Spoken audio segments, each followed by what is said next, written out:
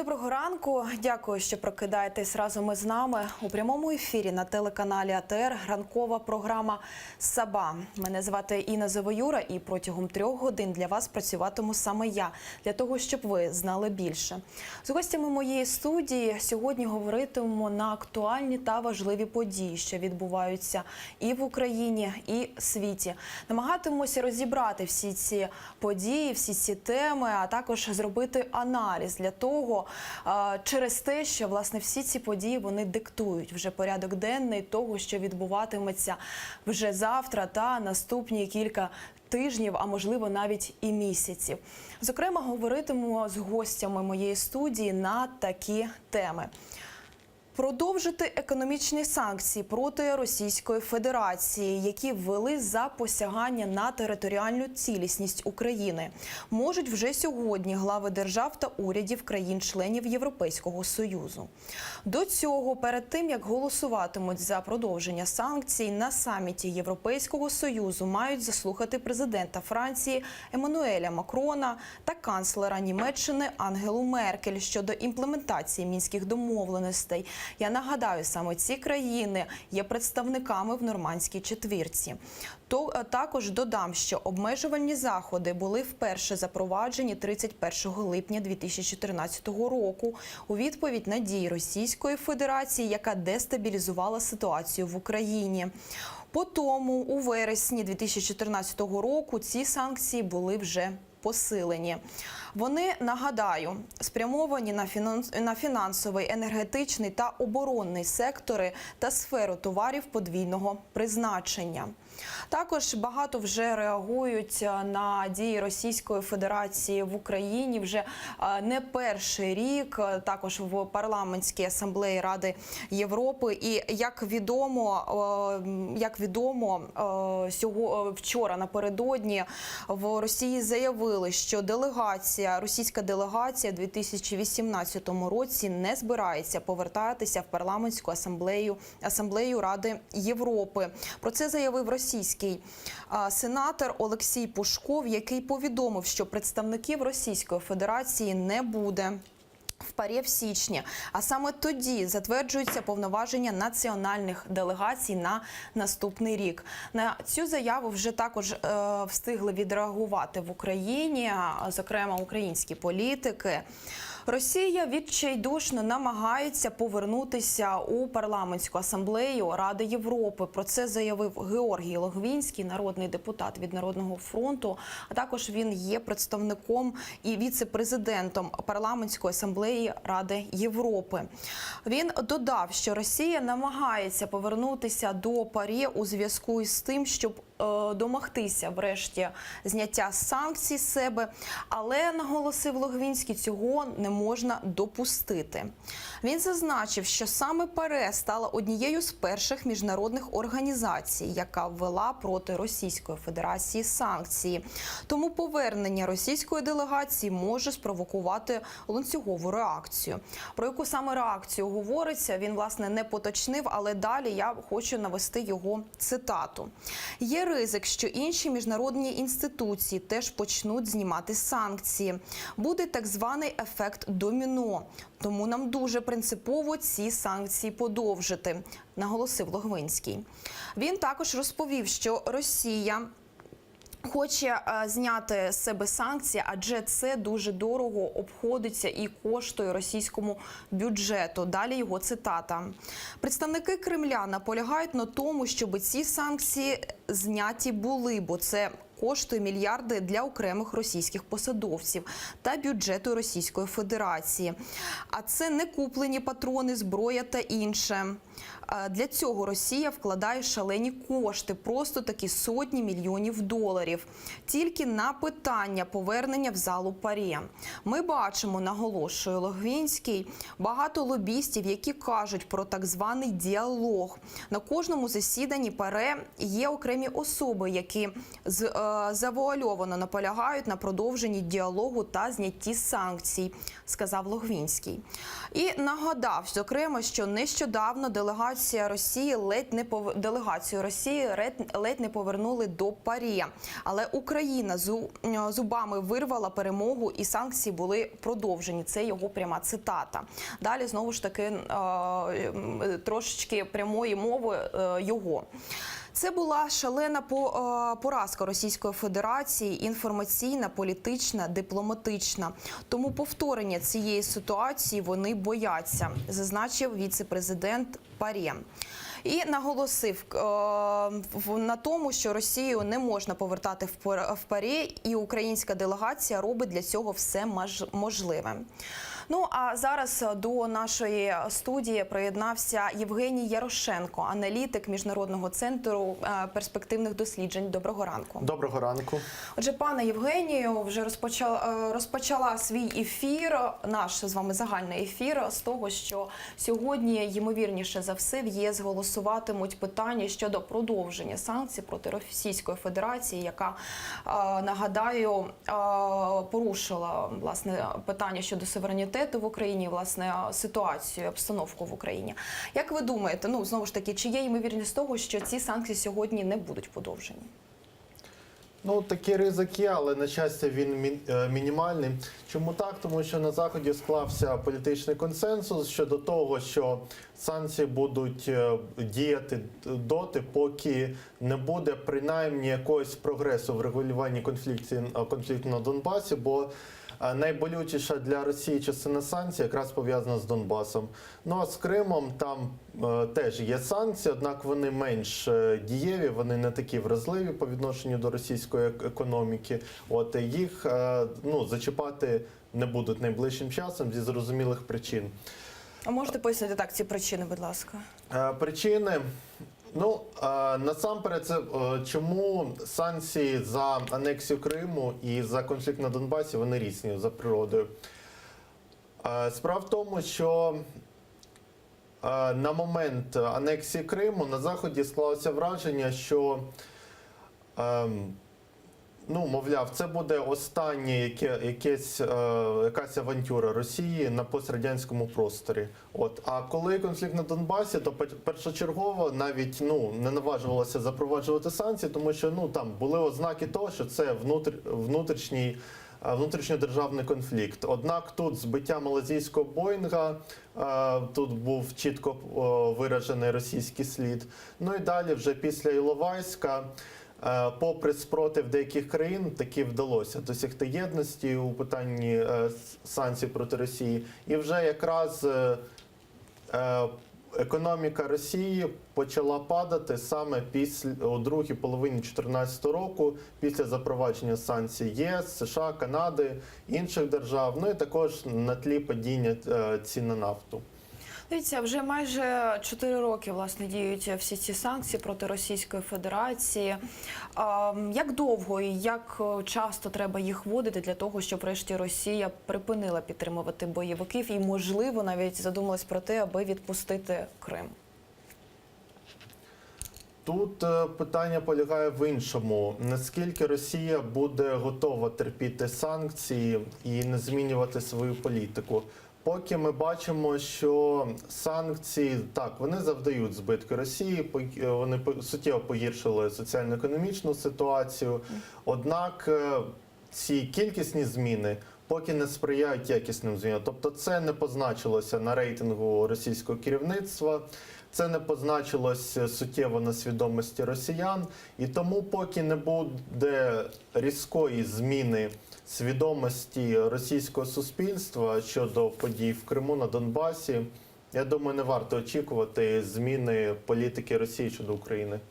А наскільки глибоко впливають ось ці санкції на Російську Федерацію? І, на вашу думку, чи ось це, знову ж таки, подовження сьогодні, ймовірно, санкцій проти Російської Федерації якось вплине на неї, на Кремль перед виборами, які вже будуть в березні наступного року? Я думаю, що можливе сьогоднішнє продовження, воно навпаки скоріше підсилить позиції Путіна, тому що це продемонструє, що попри санкції Росія нічого не боїться. І зрозуміло, що до виборів і навіть до чемпіонату світу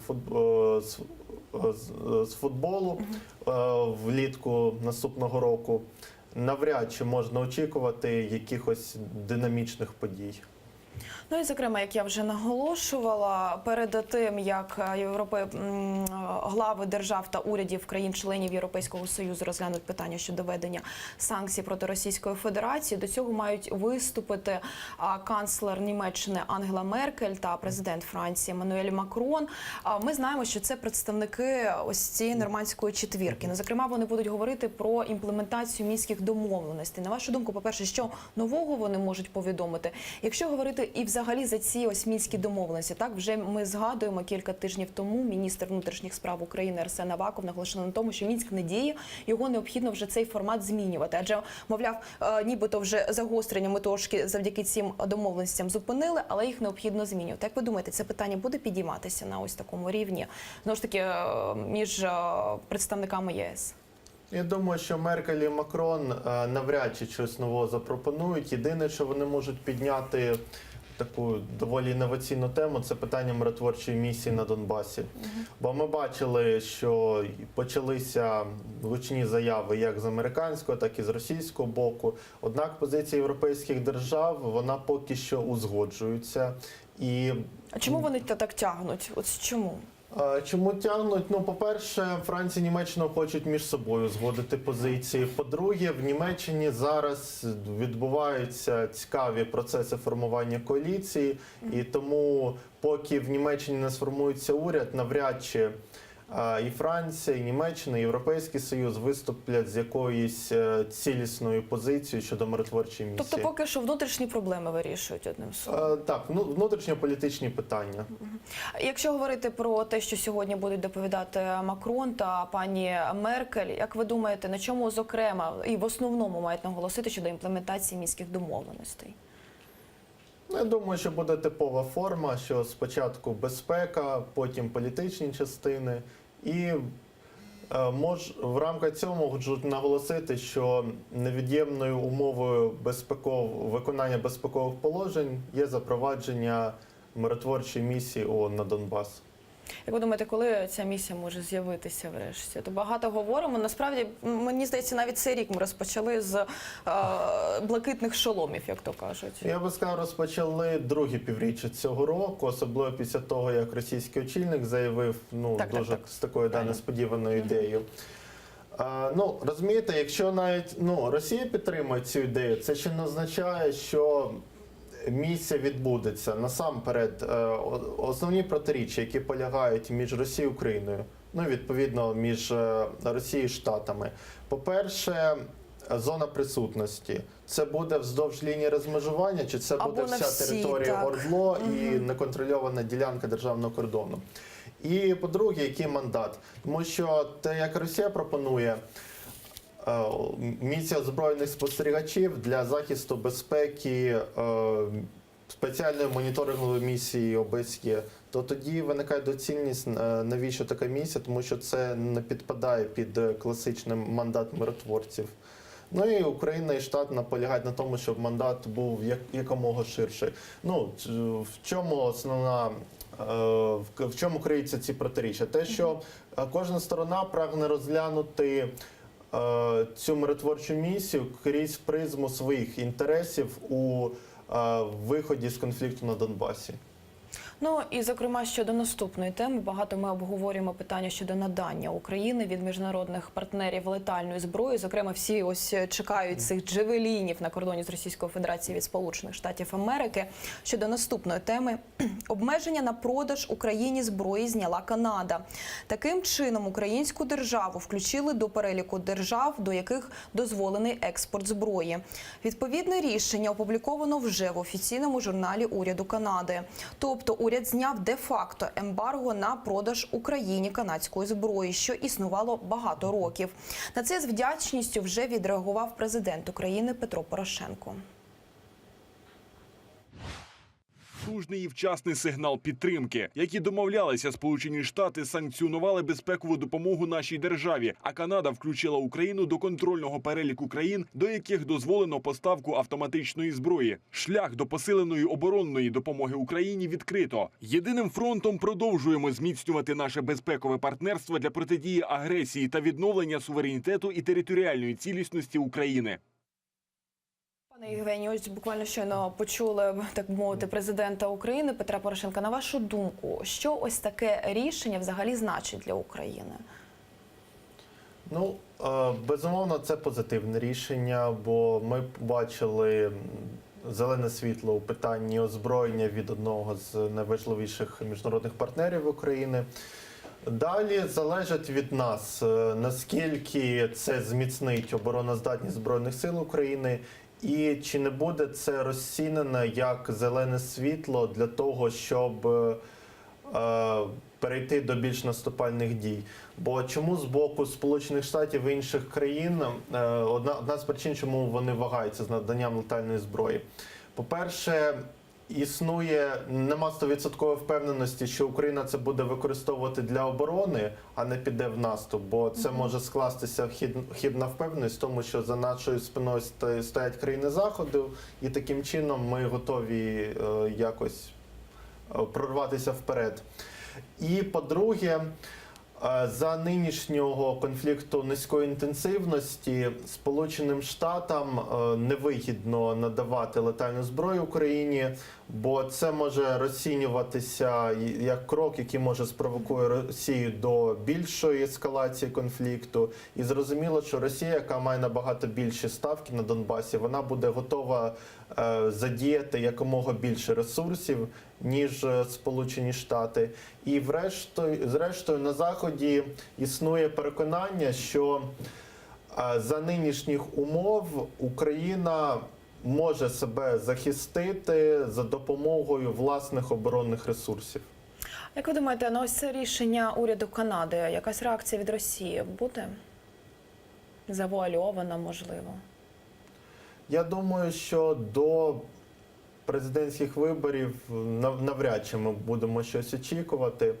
Бо тут одна справа, якщо це реагує, такий крок здійснює Канада, інша справа, що такий крок здійснюється Сполученими Штатами. Бо Канада все ж таки не настільки, не такий подразник для російської еліти, для російського суспільства, як Сполучені Штати чи Велика Британія.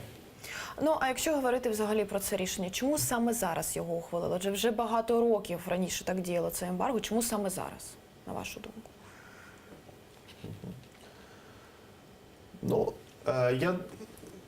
Я думаю, що тут пов'язано з тим, що раніше була невпевненість в тому, що Україна зможе якось вистояти на ногах, і були страхи того, що конфлікт пошириться далеко далі за межі Донбасу. І таким чином постачання озброєння Україні призведе до того, що цей потік зброї буде неконтрольований з усіма далекоглядними наслідками для європейської безпеки. І зараз, коли конфлікт більш-менш контрольований, насильство на лінії розмежування не сягає певного рівня, і таким чином це дозволяє Україні і західним партнерам більш впевнено говорити про якусь форму співробітництва. Цікаво, що теж ми дуже активно зараз, у нас така риторика української влади щодо запровадження реформ, голосування цих реформ. Чи можна говорити, що ось тут західні партнери дивляться на те, як ми працюємо, на всі ці гасла, на всі ці заяви, так, зі сторони української влади, і через це намагаються вже далі нам вірити. Але цікаво, що знову ж таки, приміром, там МВФ допоки відклав питання щодо надання наступного траншу України. Ми тут бачимо, що дедалі частіше надання допомоги Україні прив'язується до прогресу в конкретних реформах. Там насамперед створення антикорупційного суду, і так далі. Який ще не створений, депутати не можуть проголосувати, аби відкликати з порядку денного законопроекти депутатські про антикорупційний суд. Ну, взагалі, як ви думаєте, ось Петро Порошенко наголосив на тому, що протягом 50 днів, чи він, здається, десь 4 чи 5 днів тому наголосив на тому, що внесе законопроект про створення антикорупційного суду. Як ви думаєте, чи дійсно таке відбудеться? Вже головно, щоб депутати проголосували за зняття з порядку денного той документ, який вони вносили. Але голосів не назбирається, вони вже кілька разів намагалися це проголосувати. Ну, тут питання політичної волі. Яким групам впливу в українській політиці вигідно це, яким не вигідно. Ну і відповідно це буде впливати на зобов'язання України перед МВФ, перед Європейським Союзом, перед іншими міжнародними донорами. Ну тут теж потрібно розуміти, що створенням лише антикорупційного суду тут не подолаєш проблему корупції. Тут потрібно насамперед підвищення рівня життя населення таким чином, щоб зменшити ризик корупційної складової у відносинах між громадянинами, органами влади чи бізнесменами, органами влади, і так далі. Тому тут теж питання, наскільки оці вимоги західних партнерів, західних кредиторів, вони вигідні Україні. Якщо говорити, знову ж таки, про це рішення Канади, трошки назад повернемося. Як ви думаєте, яке перше обладнання ми зможемо вже побачити в Україні і коли? Ну, тут я не експерт з військових питань, тут я не можу сказати. Тут потрібно розуміти, що буде тривалий процес узгодження документації і так далі. Плюс через різні міжнародні механізми контролю це все має піти, щоб зняти будь-які побоювання з боку міжнародної спільноти. А якщо говорити, власне, щодо того, знову ж таки, якщо нам нададуть, чи будуть якісь аудити проходити? Як ви думаєте, як за процедурою це має працювати приблизно? Чи, в принципі, просто віддадуть і все, і все? Чи має бути, знову ж таки, протягом якогось терміну має працювати якась технічна місія, як, наприклад, з МВФ, да? Тобто завжди до нас приїжджає технічна місія, яка перевіряє, що ми зробили, як ми зробили тощо? Ну, це питання вирішується на рівні робочих груп, тут на українсько-канадському рівні двосторонні робочі групи по лінії політичного військово-технічного співробітництва, і з залученням можливих міжнародних спостерігачів для того, щоб переконатися, хто є кінцевим реципієнтом озброєння. Бо в Україні існує ризик, що, наприклад, озброєння буде постачатися не офіційним, не Збройним силам України чи іншим силовим структурам, а може якимось чином потрапити до якихось незаконних збройних формувань. Тут теж потрібно це враховувати. Дивіться, тут Канада вже потрошку нам починає допомагати з летальною зброєю. Якщо говорити про інші країни, поки що там Сполучені Штати ми не будемо брати, так? Якщо, приміром, Британію брати, як ви думаєте, вони погодяться з таким рішенням, як ось Канада, надавати Україні летальну зброю? Я думаю, що Британія не наважиться на цей крок, поки на цей крок не наважаться Сполучені Штати. Тим паче Британія зараз намагається владнати всі складні питання, пов'язані з виходом з ЄС, і питання можливої економічної угоди, питання кордону між Республікою Ірландію і Північною Ірландією. І тому їм зараз точно не до ситуації навколо України. Ви вже згадували Сполучені Штати. Зокрема, йдеться про те, що в оборонному бюджеті $350 мільйонів закладено для виділення Україні. Як ви думаєте, ось ці кошти, які пропонують Сполучені Штати нам надати, вони врешті дійдуть до кінцевого споживача, так би мовити, до військовослужбовців? Все залежить від того, який буде механізм фінансового контролю над цим. Вже не перший ж нам раз виділяють, ви ж розумієте. Принаймні такий жорсткий підхід адміністрації Трампа до того, що держави мають передусім платити за свою безпеку, він не думаю, що буде стимулювати українське керівництво до того, щоб більш раціонально використовувати цю допомогу. Зі сторони Сполучених Штатів, так? Так. І ось ви наголошували, зокрема, на тому, що питання щодо озброєння може викликати, якщо казати про Сполучені Штати, від Сполучених Штатів таку допомогу, це може викликати доволі таки агресивну реакцію зі сторони Російської Федерації. На вашу думку, чи йдуться зараз якісь таємні перемовини в кабінетах, зокрема, коли пан Волкер зустрічається з паном Сурковим щодо ось цих всіх питань? Адже, як відомо, сам пан Волкер наголошував на тому, що передостання зустріч з Сурковим, вона була, за його словами, кроком назад. Ні, безумовно, там відбуваються, впевнено, що не тільки переговори між Волкером і Сурковим, а там також інші контакти на такому більш глибинному рівні. Якщо говорити про летальну зброю, то тут потрібно розуміти, що США піднімають це питання не стільки для того, щоб допомогти Україні, скільки розглядають це як один з важелів тиску на Росію. Таким чином, щоб добитися від Росії більших поступок у багатьох питаннях світової політики. Тобто не лише українські, а які можете теж перерахувати? Ви як експерт, хотілося б від вас почути. Насамперед, піднімаючи питання про надання Україні летальної зброї, Штати таким чином хочуть зменшити мілітаризацію Балтійського моря, тобто вздовж східних країн, які входять до НАТО. Ось. І також це розглядають як акт відплати за втручання Росії у президентські вибори. Сирія. Сирію там все складніше. Там цікава ситуація вийшла, коли фактично ситуація навколо України не впливає на російсько-американський діалог навколо Сирії. І ми бачимо, що там фактично зараз падають останні осередки Ісламської держави.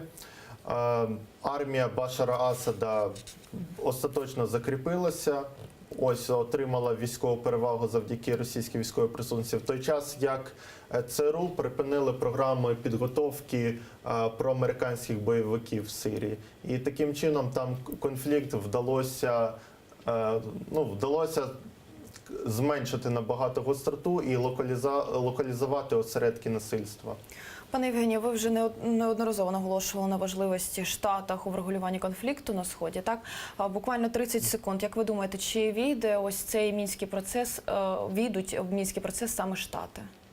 Ні, я думаю, що не війдуть, тому що для Штатів питання європейської безпеки не є пріоритетним. Для них зараз Близький Схід, там подолання міжнародного тероризму, пріоритетніші проблеми, і викликів в Азійсько-Тихоокеанському регіоні, насамперед ядерна програма КНДР. І тому вони будуть намагатися, щоб Франція, Німеччина, європейські гравці займалися цим питанням.